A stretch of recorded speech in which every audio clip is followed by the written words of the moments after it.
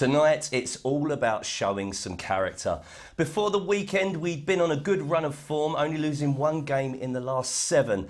But Ipswich brought us crashing back down to earth, of course. The Tractor Boys showing us the kind of quality required to get promoted out of this league. But tonight, it's all about bouncing back. It's MK Dons for us this evening. The Buckinghamshire club find themselves at the opposite end of the table to Ipswich, but they're unbeaten in their last 6 League One matches. That run has lifted them out of the relegation zone and they now sit 3 points above the bottom 4. They'll be scrapping for everything tonight and we need to make sure that we match them. A repeat performance from the weekend is out of the question. We are streaming tonight's game live worldwide, including the UK and Ireland. And remember that if you download the Charlton app, then you can cast the game to your smart TV from your phone or tablet. There's lots to come ahead of kickoff here on Charlton TV. We'll hear exclusively from manager Dean Holden, who spoke to Terry Smith shortly after arriving at Stadium MK. We'll speak to Terry Pert from the Charlton Athletic Community Trust. He tells us about what is set to be a busy couple of weeks for the much-loved Charlton Upbeats. And we'll also hear from youngster Zach Mitchell, who is back in the first team squad tonight following his recent nomination for the Sky Bet League One Apprentice of the Year award. So, my debut here in the Charlton TV studio went pretty swimmingly, but on the pitch it was an absolute disaster. But you know what? I think my performance must have been aided by the 2 superstars alongside me, who it's a pleasure to be next to once again, Steve Brown and Alan Curbishley. Welcome, gents. All right, evening. It's great to have you here. Now, we're not going to dwell too much on Saturday's performance, but Curbs, from a manager's perspective, what do you hope Dean Holden's been up to over the last couple of days? Well, obviously, straight after the game, or when he's got back in the dressing room, I should imagine he'd have let him have it, and certain people would have got it more than others, and then make changes. And I don't think anyone can complain if they've been left out tonight. We're going to MK Dons, as you just said, fighting for their lives, and if we don't show up, well, I think we've got to. You know, I've just been talking to Brownie about perhaps one of my worst ever defeats, and we got beat 5-0 at Boxing Day at West Ham. It was 5-1 and up. 5-1. It was one of my worst at all. I'm telling you now. I don't want to bring it up, really. Yeah, but Boxing Day got beat 5-1, and it was an horrendous day for us. And, you know, the next game was away at Man City, and I did make loads of changes, you know, and rightly so, and got a result. So that's what I'm hoping tonight. Not about the change, that's up to Dean, but getting a result, because we've got to put that behind us, that game at the weekend. And Brownie, from a player's perspective, some self-reflection we're hoping has happened over the last few days, perhaps. Yeah, I mean, if you're not upset with yourself after Saturday, then there's no hope, I don't think, to be honest, because we were talking about that West Ham game. I think we all got on a bus. And not one of us had any complaints about any changes you made. I didn't even travel to the Man City game. No. And I was not unhappy in terms of manager's decision. I was unhappy with myself for the performance the game before. And you just take it on the chin and you have to wait for your chance again. What I would say is that I agree with Curbs wholeheartedly. If you've come out the side tonight, you've got no complaints at all. And actually, your job is to prove to the manager that you want that shirt back if you are left out. And approach for the game tonight against MK Dons. We've mentioned that they're down towards the bottom. They're only 4 points above the relegation zone, going to be fighting for their lives. Do we keep it tight, or do we try and play our game, which you were actually quite upset about at the weekend that we tried to do that, Brownie? Listen, Brownie's mentioned it a few times when Dean first came in, was a bit more direct, a bit more on the front foot. And there was a couple of opportunities in them first couple of minutes at Ipswich where we could have turned them around. We could have forced them running back towards their goal. We could have pushed up the field. And perhaps if we'd have won possession then, the first 5 or whatever minutes might have been a bit different. So I expect tonight that to happen, that we perhaps be a little bit more direct early on. We get in their half. We put them under pressure. And I'm being not disrespectful to MK Dons, but we've got to pressurise their first touch. We've got to get in their faces because we're better than them. And, you know, there's a reason why they're down the bottom there.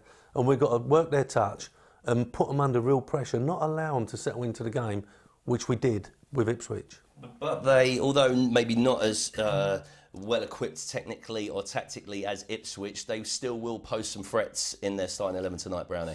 Well, I don't know about that. In terms of not as good technically, this team splits and spreads and passes through the units, and it's the way they try and win games. They try and get you to come out of your set position and play through you, and it only takes one of our players to take a risk, and they don't make it, and they will play through you. I mean, it's a weird one really, because they got a terrible home form, but recent home form's not bad.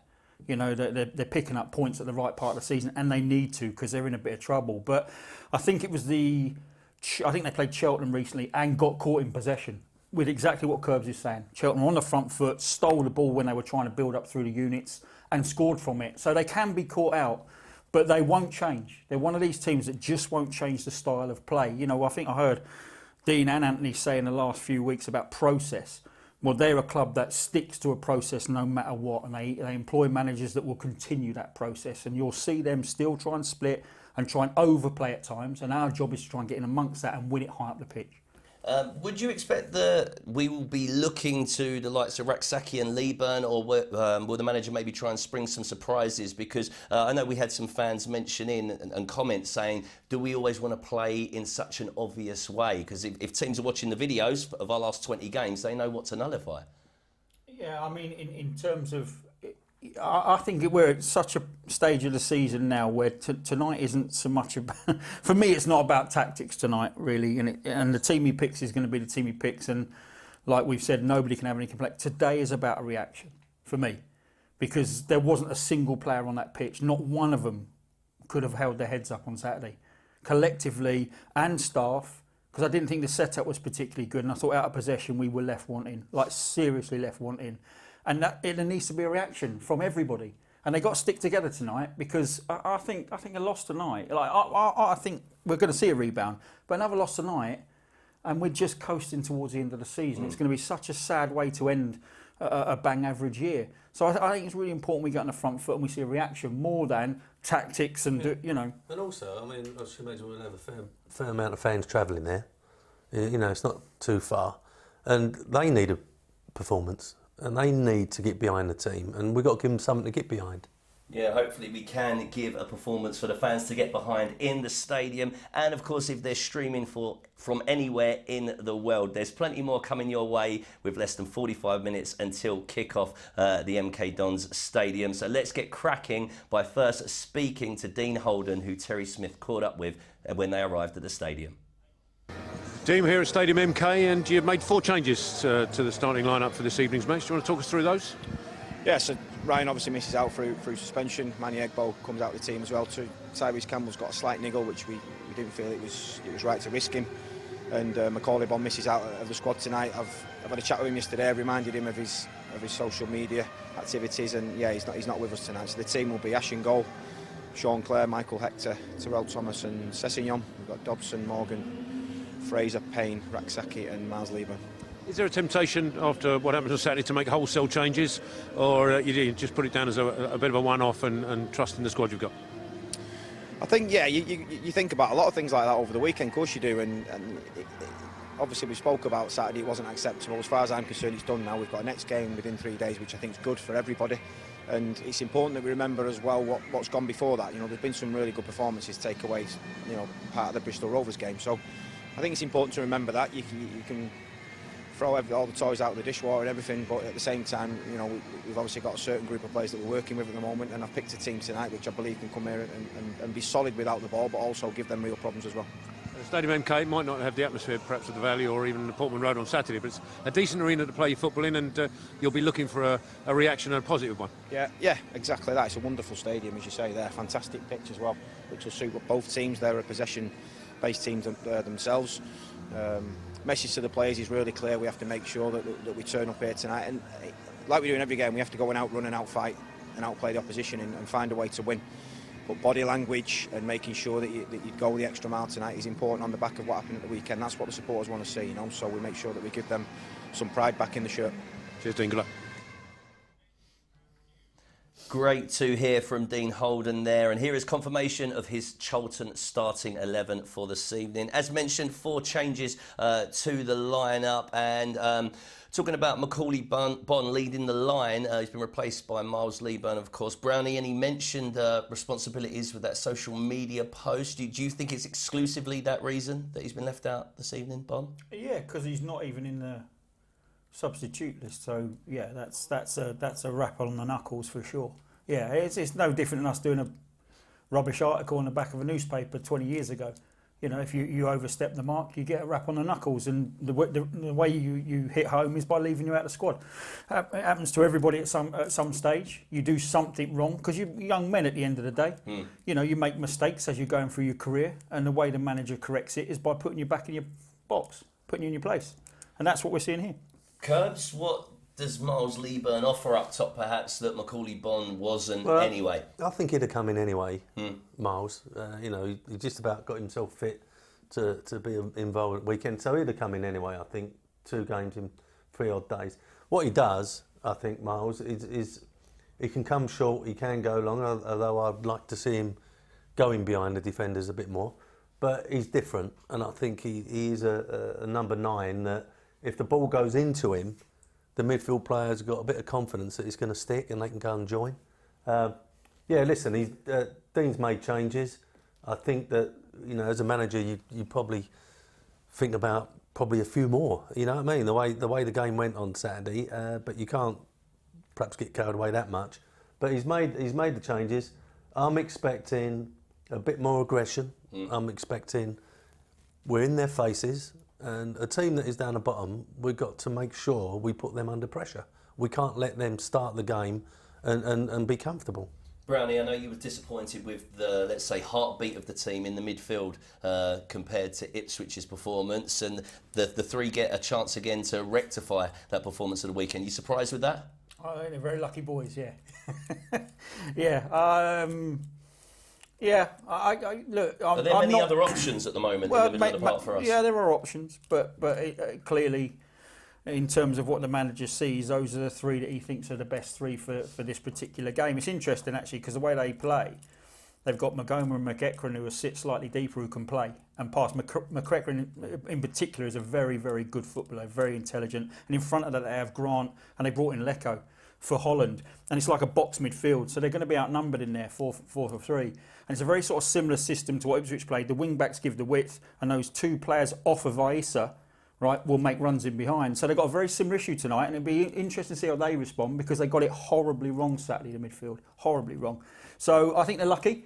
But then I think, you know, like we said earlier, anybody could have come out and anybody could have stayed in, and it's Dean's decision to give the ones that he's left in, okay, I'll give you a second shot. So make the most of it. You've got to be careful we don't make too many changes yeah, as well. 100%, I mean, that's about right, I think, for... And there's been a few changes at the back as well, with Terrell Thomas coming into centre-back. What do you make of that? Sean Clare and Sessegnon starting as full-backs? Yeah, standard decisions they were for me. Mandela's obviously been out a while. He's had an injury-ravaged season where he's not been able to get the minutes under his belt.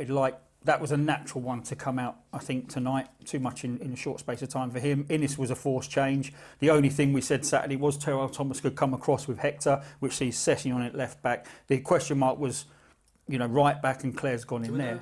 What the ban is? No idea at this moment in time. No, that's his 4th sending off. I think one was rescinded, so 3rd. Yeah, I think it was a straight red though. They released it as 2 yellows. It wasn't. He went straight for the red card. I think on the challenge. I think it was a straight red. So that might have an impact on how many games it is as well. But yeah, you know that back. Like the only thing I thought might change today was he might have a look at Wollacott, which is what you said Saturday. Yeah, because I know that you mentioned actually at the weekend we was in here, and you said that the goalie's defence performance was probably the best amongst the starting 11. But I did notice from the stats that we only had 7 shots conceded on target, and we conceded 6 goals. So that means really he didn't make any saves. Well, he made 1, I think. He played out well. Right. But no, I think. Listen, Wollacott was in the team before he broke his finger, etc. Ashley's come in and done brilliant. Can't get away from that. Has he seen enough of Wollacott to convince him that, because you don't just want a number 2, you want someone who can go in. You know, has he seen enough in training that Wollacott's going to be good enough to have around, and to give him a couple of games so you can see him in action. Yeah. He must be convinced that he's got 2 keepers, and he's comfortable with that. Well, as always, gentlemen, we're going to quickly turn our attention to the league table now. We're still in the top half, although we have dropped to 11th after the defeat on Saturday. Shrewsbury's draw with Portsmouth saw them move 1 point above us and back up to 10th. Lincoln City beat Port Vale on Saturday to return to the top half, and since then, Port Vale have parted company with manager Darryl Clark. At the very top, Plymouth won the Devon Derby against Exeter City to move on to 86 points. Ipswich are just a point back, and it's now just 1 win in the last 8 for Sheffield Wednesday. They lost at Burton, and it's looking increasingly likely that they'll finish the season in the playoffs. Bolton earned a 1-0 victory at Oxford United on Saturday, and despite losing at Cambridge, Peterborough United remain in 6th as Derby in 7th drew at Bristol Rovers, meaning it's only 1 win in 5 now for the Rams. Brownie, as we look towards how this season is finishing, how important is the top 10 going to be with regards to drawing in players in the transfer market in the summer? Does that come into play? I don't think the league position makes any difference, to be honest. It's more about the project. Yeah, and the takeover and investment. I think that's solely going to be it now, and a change of attitude towards, speaking with agents, which has been difficult, I think, in the last couple of years. But I would say if you finish 10th, you finish 12th. I don't see what difference that makes, 13th, 14th even. I honestly don't see what difference that makes. Well, it looks like we ain't going to go any higher. And there's 2 teams below us who can overtake us, so we could effectively be 13th as we sit now. Yeah. So I like to see us finish in the top half. So would I. Top 10. So would I. But in terms of recruiting players, I don't think that's going to make any difference in terms of how we're viewed. We have to change how we're viewed by engaging with, agents and showing that we've got investment. Yeah. To be able to challenge in the top 6. Curbs, for you, looking at Ipswich at the weekend, favourites for promotion, maybe winning the title. And if you were a manager of Sheffield Wednesday, who a few weeks ago we looked at and thought they were nailed on for promotion, what do you do to stop the slide that Darren Moore's? It's the pressure that has come about, isn't it? I mean, they're up there, and everyone thinks, oh, that's it. Sheffield Wednesday are going to go up. They're a big club. They're this, they're that, and they've come under real pressure and crumbled. And and Derby. I mean, 2 massive clubs. Yeah. That you think. So it's all about momentum now. Have Ipswich done enough? Have they got it enough to stay in that top 2? Or is this about it? They've had a fantastic run. So this running, it's all about momentum. And, I couldn't tell you who's going to be in the top 6 at the moment and who's going to go up. Well, let's turn our attention now to look at the fixture list for this evening in League One. There's 11 fixtures taking place. Ipswich and Plymouth will hope to edge closer to winning promotion as Ipswich welcome managerless Port Vale to Portman Road, whilst Argyle head to Shrewsbury Town, which would be great for us if Plymouth could win that one. Lincoln, who are just behind us, welcome 4th place Barnsley to the LNER Stadium. Sheffield Wednesday have a tough-looking trip to Bristol Rovers, whilst informed Cambridge host Wycombe Wanderers. That Cambridge game, of course, will be of interest for our hosts tonight, as will Oxford United's clash against Portsmouth at the Abbey.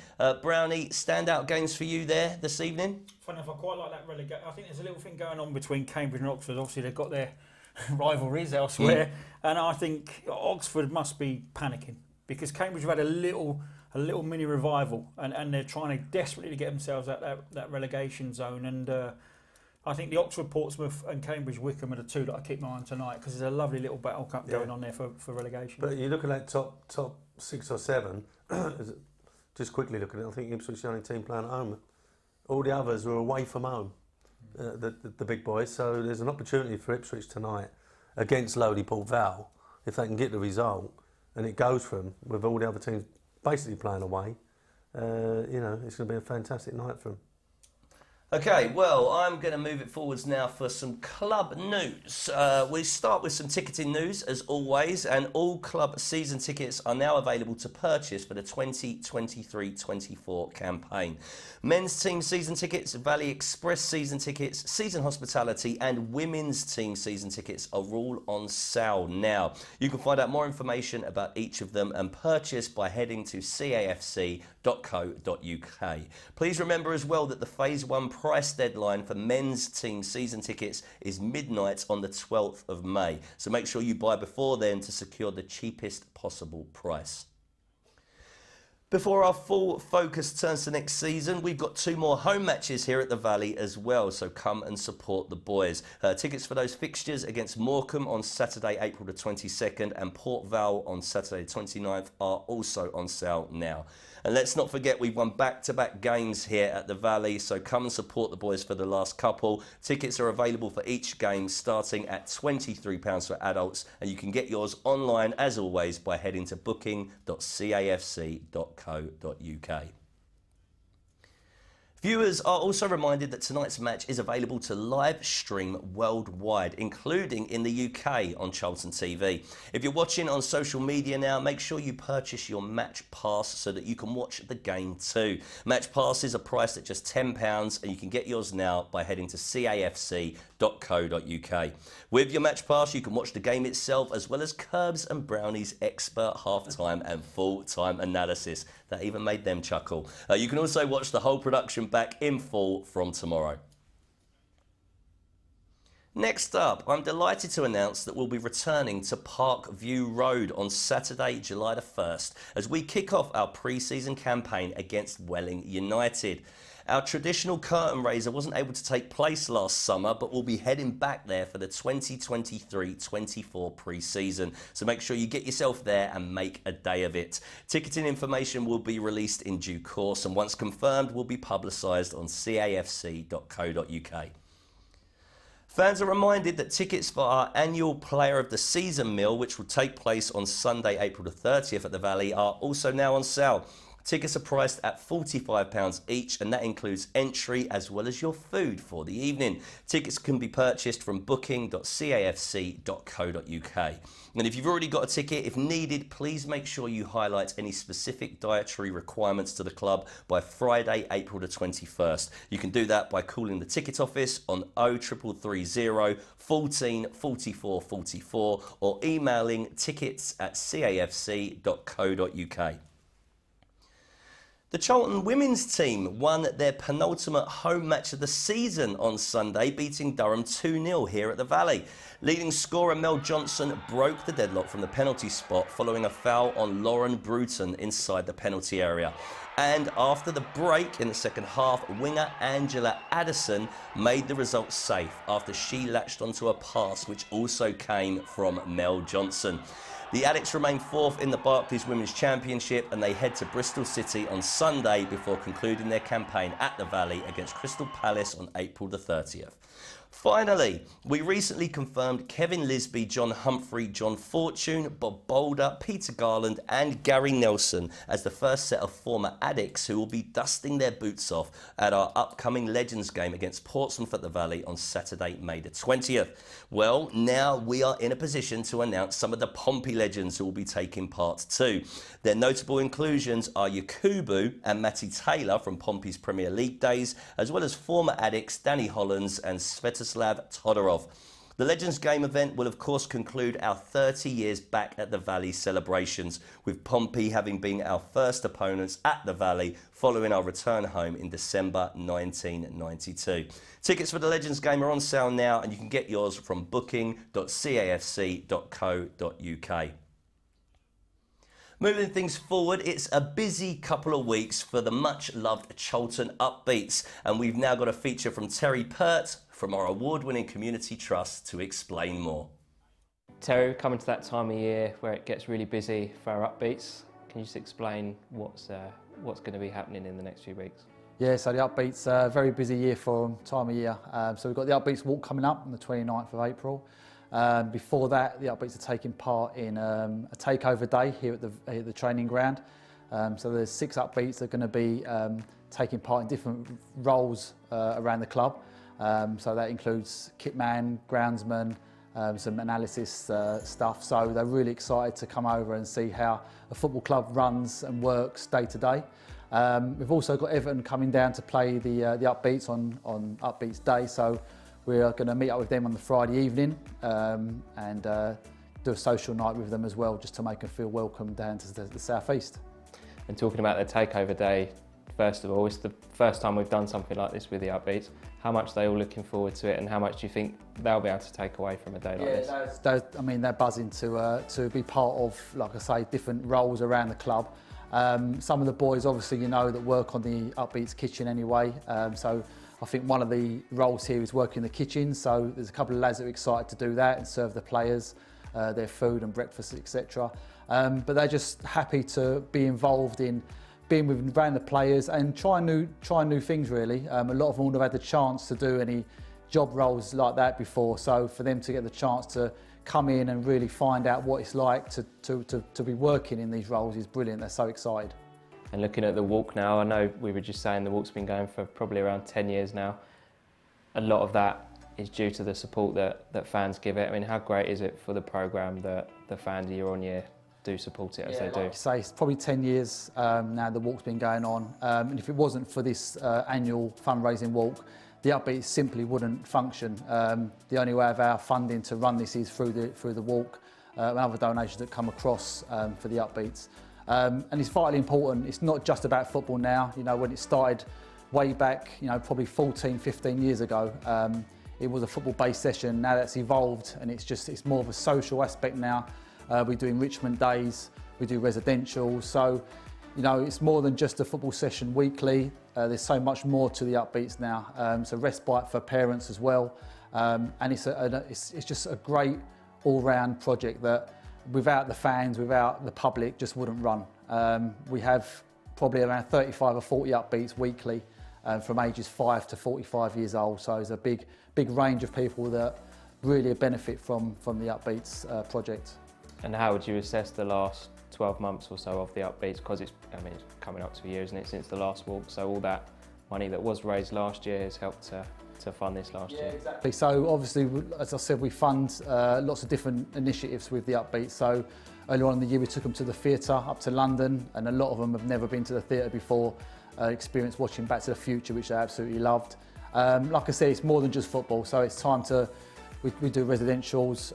We've done centre parks before, away from parents. So again, taking the boys away on our own for 4 days really helps out with you know, with bonding, and the parents just, you know, the parents love it. It's what they look forward to every week. Not just the football, but the social aspect it brings as well. So yeah, without any donations, without the Upbeats walk, we simply, you know, it'd be bare minimum football, and you know, that would probably be about it. Not what we can provide them at the moment. And just lastly, it's 9 miles, isn't it, from here to the valley, the walk? What would your message be? My message would be, sign up, come along. The Upbeats will be here for the start. They'll be there at the halfway point, cheering you all on. And it's a nice route. You won't feel like you've walked 9 miles. I'll be there. A lot of other CAC staff will be there, so we're all in it together. So come along, have a great day. Hope for a bit of sunshine. Great to hear from Terry there, and we look forward to welcoming the Upbeats to the training ground on Thursday. Now, briefly, we're going to turn our attention back to Saturday, but not the result. We're going to look at one of the positives to come out of Saturday, that charity walk from Charlton fan Nick Hurst that took place. As he arrived at Portman Road, actually, he was welcomed by our very own Terry Smith and Dean Holden. So let's take a look back at Nick's journey now.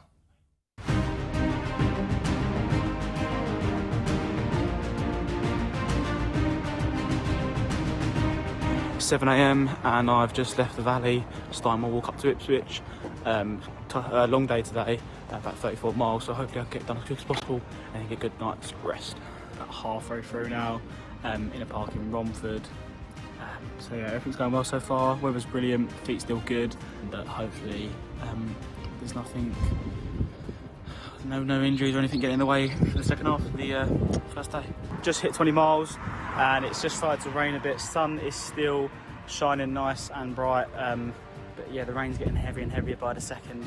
I've just got back to the hotel room in Chelmsford, day one complete. It was about 35 miles, about just under 13 hours.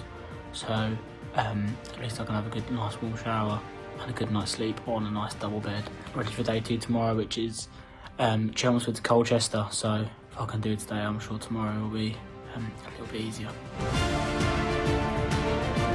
Just started my second day. Got about 25 miles to get through today, from Chelmsford to Colchester. Got some pretty nasty blisters on both my heels, so I had to bandage them up. But hopefully nothing gets worse, but I've got a feeling they might. So yeah, not as long as a day today, but hopefully I can get through it as quick as possible. But I can already tell my pace is slower than yesterday, obviously. I'm about halfway through now, the second day, and yeah, I've got about 12 miles left, so that's about 4 hours. So hopefully I can get through it as quick as possible. It's starting to rain a bit now as well, so I might get a little jog on just to speed things up. And I think once I get that momentum going, I think she'll probably see me through all the way into Colchester. So yeah, just going to the last mile now into Colchester, and it's proper raining hard now. Most of the showers earlier on in the day, they sort of just passed through. But this one is proper chucking it down, so I might get a jog on. Like I said, the last mile now, so less than 20 minutes to go. So yeah, definitely get a jog on now. It's currently 5:30 in the morning. I'm about just under 5 miles into the last day. So I've got about 15-16 miles left to do until I'm at Portman Road.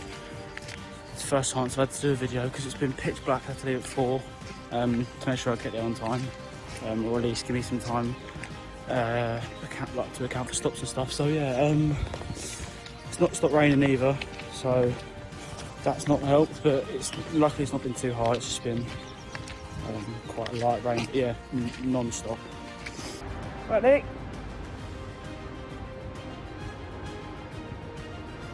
You see him arriving at the stadium.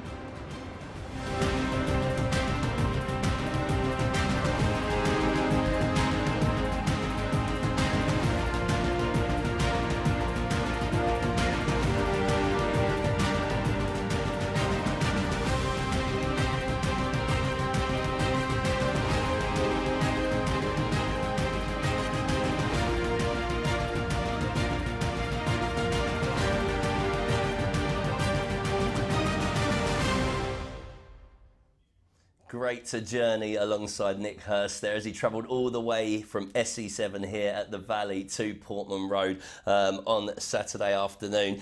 Gents, a great achievement, but how do you think he was feeling by about 3:15? Well, I think he'd probably been looking at Dean at the end of the game and went, put me back on that coach and make them more go. You know? Fair enough, but an absolutely great achievement and a real nice touch, in fact, that he did get to meet the players and the manager at the end there, Brownie. Yeah, I think that's the least you can do when someone's, it's been highlighted that he's doing it and he gets all the way to Portman Road. I think that's the least you can do as a football club, is little gestures like that.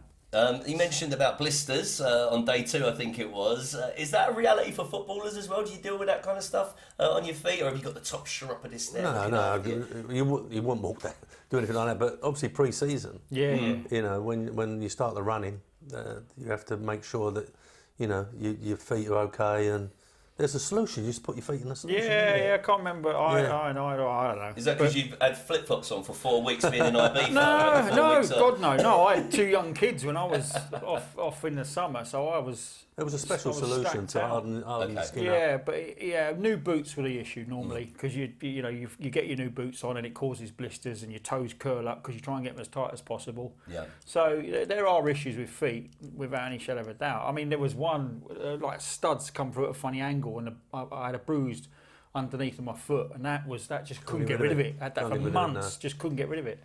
Well, a huge well done to Nick there, and I can confirm that he's raised over £2,000 for the Alzheimer's Society, and in fact he's still taking donations, so if you'd like to donate, his Just Giving page should be coming up on our screens now.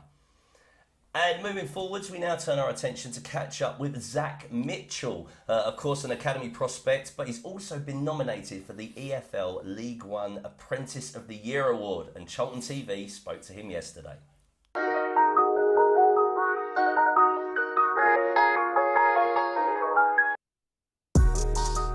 Zach, a breakthrough season for you, and you've just found out you've been nominated for League One's Apprentice of the Year Award.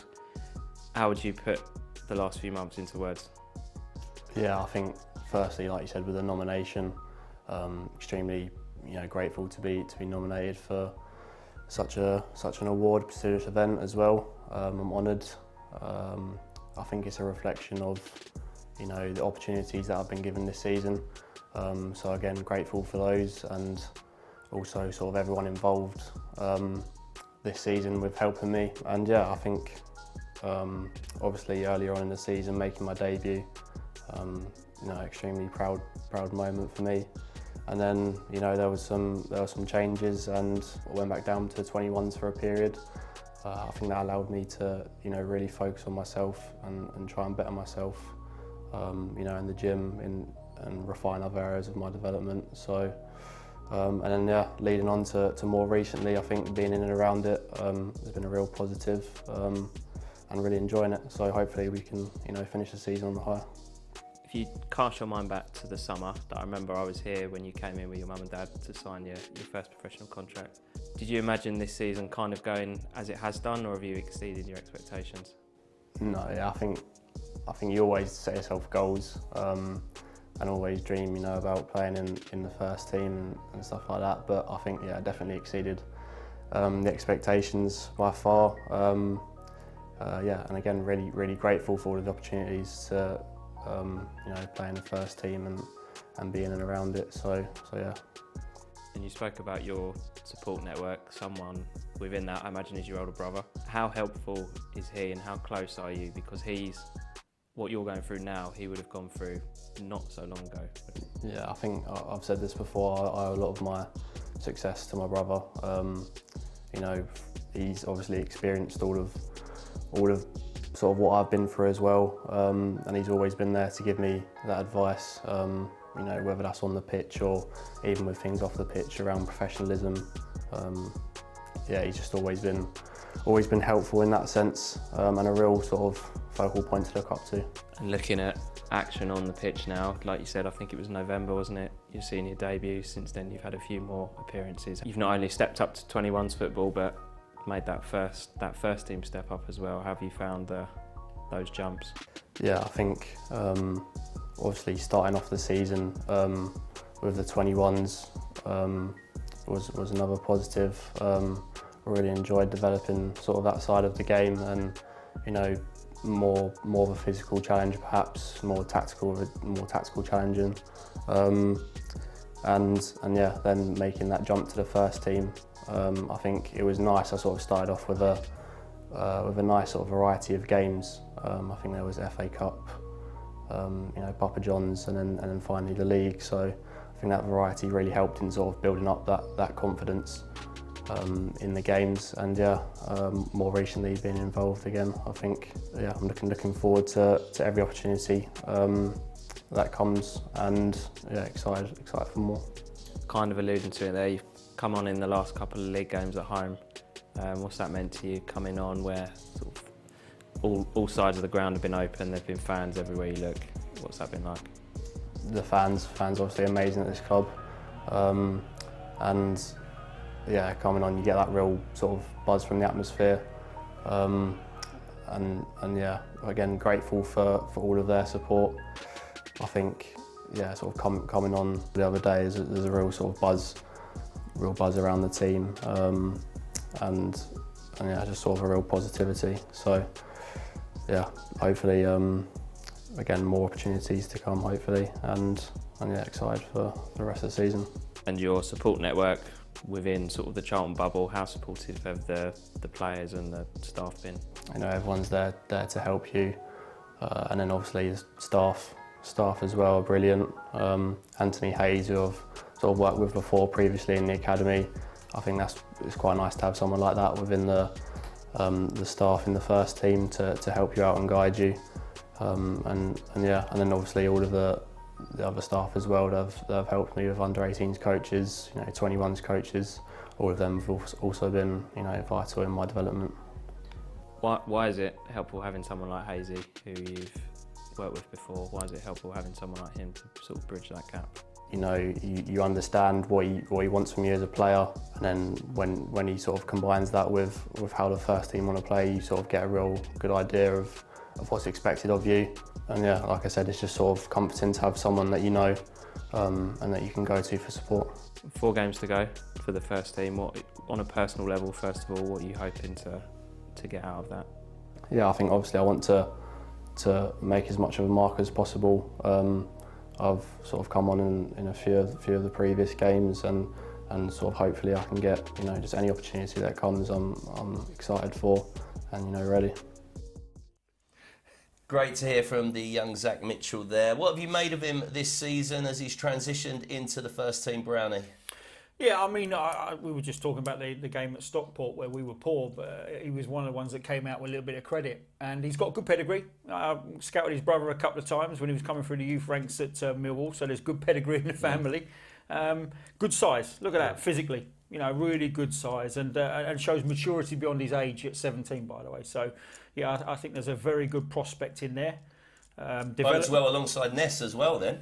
Yeah, I mean, you wouldn't necessarily want them to be together too early, because there is a down. I mean, there's a great opportunity for the youngsters coming through here, but if you have too many in the side at one time, there can be a naivety to it as well.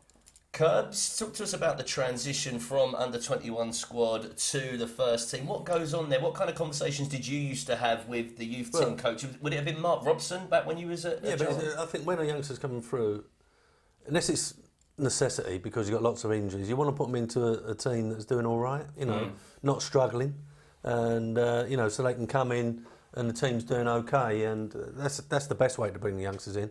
When I first took over with Gritty and we was at Upton Park, it was necessity. Yeah. If you was a young player, you got a game, and that was it.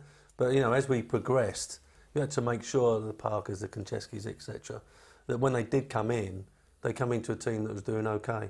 With that in mind as well then, Brownie, is this perhaps the best environment for a youngster to come in at the moment? League One's a league for me. I was at Brighton as the under-18 coach, and that's when I discovered League One was a great starting point for youngsters getting into teams. It becomes hard, you go Championship, and it's almost impossible when you become a Premier League club to get a kid through. It's not, it can be done, and when you do it, they're worth millions. But League One is a great platform to get your kids out of the academy into the team, because it's a level we see a lot of clubs do that, and it's a great starting point for the lads where you can. It's not so much pressure, you know, and it's not so much result. And in terms of where they get thrown in, it's normally at clubs that are in the bottom half of the league, so there's not that pressure to perform every week. But you'll see a lot of kids playing in League One, a lot. And a lot of loan players from Premier League coming down to League One and playing as well. We've got a couple of messages in from fans watching this evening. Big shout out to the Algarve addicts who are saying hopefully we get a positive reaction. Best of luck this evening. So, hey guys from Portugal. And then Stephen Perth has said, why do you think we're playing Clare at right back rather than in midfield where we really struggled on Saturday, particularly when we got two right backs on the bench? Yeah, I mean, because Claire's been playing there. I mean, I think his best position, funny enough, he struggled when he played midfield and hasn't played there since. I think his best position for us has been right side of centre half, funny enough, when in a back three, when he's been able to drive out with the ball. I'm not massively convinced he's a right back moving forward if we're going to be promotion chasing next season. But tonight, it's what Dean wants there at right back. So might have gone size as well. You know, looking at the makeup of the opposition, you might need size, set play. So that may be another reason. Yeah. And we've had an update on Ryan Innes' situation, of course, sent off for the third time. Well, it's been 4 times, but he had one rescinded. He's getting a 3-match ban. Is that going to hurt us for the end of the season? It's going to hurt him, you know, because it's just par for the course, isn't it? You know, he's going to have to make sure that that was a stupid one on Saturday. You know, you're losing 5-0 or whatever. Just you don't let him go, but you know, you don't bring him down and get you. You know, you're going to get sent off because of it. And he's got that in his locker, hasn't he? Suspensions ever since he's been at the club. So he needs to start learning, I think, and learning quickly. Because if the young boys, if Ness was around now, and as we're saying about Mitchell, they might go in there and that might be a big problem to him. So, gents, we can just take a look at how both teams are lining up this evening on the screen now. Mo Iso, who had a successful few seasons at Peterborough, didn't he? And then a former addict, Jonathan Lecco, for MK Dons there this evening in the forward positions, Brownie. Yeah, listen, they'll pose a threat. They've been a little bit better at home in recent times. Like I said, the first half of the season they were really poor at home, and that's picked up, and it's needed. They've needed to do that because they're fighting for their lives down the bottom. But yeah, I wish we'd have met them sort of 4 months ago, but we're not. We're meeting them tonight. We need to bounce back from what was a disastrous performance Saturday. But these guys, if you get your press wrong, they will play through you. Absolutely, they're very good at what they do when they get it right. Yeah, you mentioned Josh McEachran as well. Has that Chelsea calibre about him, doesn't he? So he can dictate the pace of play in there if you let him. Yeah, absolutely. Yeah, brilliant football brain, very intelligent. Probably had a very comfortable career. You know, I think he top-loaded the front of his career. But yeah, I mean, he's a very, very good player. Better than League One. Okay, gentlemen, well, we look forward to a more prosperous first half this time around at MK Dons, and I'll hand you over to this evening's commentators, Terry Smith, and alongside him tonight, former Addicks and MK Dons boss, Carl Robinson.